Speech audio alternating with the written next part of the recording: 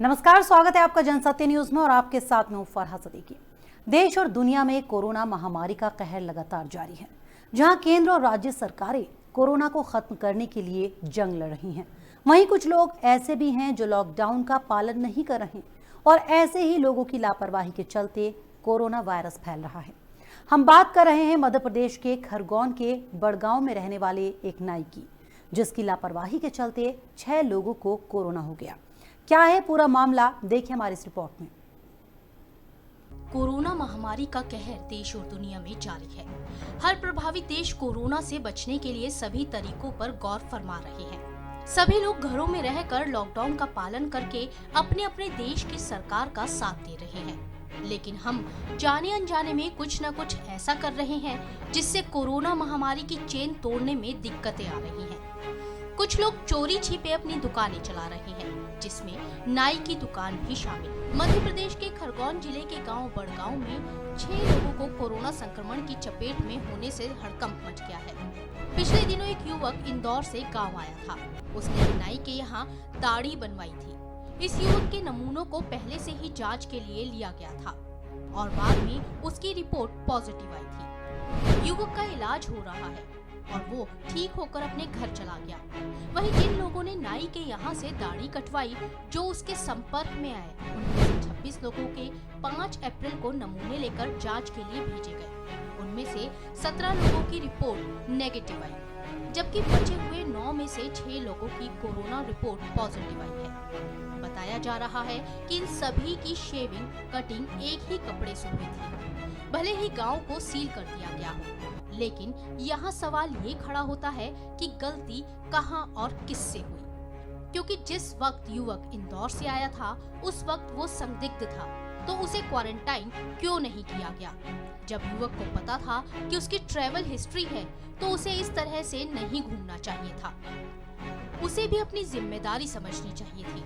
हम अपनी जिम्मेदारी समझेंगे तभी हम कोरोना से जंग जीत सकते हैं। वहीं लॉकडाउन में भी नाई की दुकानें कैसे खुल गई? यह नाई को भी साफ सफाई का विशेष ध्यान रखना चाहिए था। अगर वो सावधानी रखता तो और लोगों तक कोरोना का संक्रमण नहीं पहुंचता। इसलिए जिम्मेदार नागरिक बनिए और कोरोना की चेन को तोड़ने में अपनी और सरकार की मदद कीजिए। Bureau report, Jansatya news.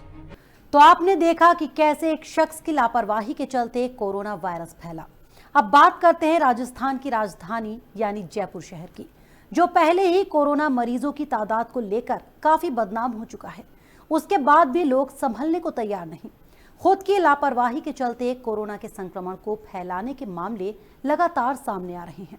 ऐसे में सरकार और मेडिकल विभाग से उम्मीद लगाना व्यर्थ साबित हो रहा है, क्योंकि एक चिलम पीने वाले व्यक्ति की लापरवाही के चलते जयपुर में लोगों को कोरोना हो गया। आप भी देखिए रिपोर्ट। महामारी से लड़ने के लिए देश में सरकार लगातार कोशिश कर रही है।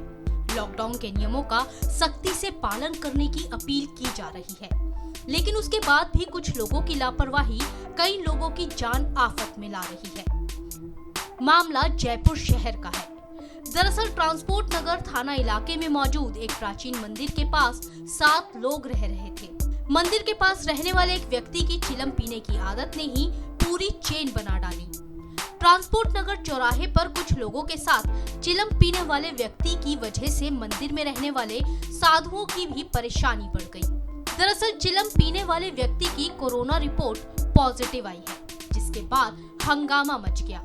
वहीं मंदिर में रहने वाले सभी साधुओं को क्वारंटाइन सेंटर भेजा गया।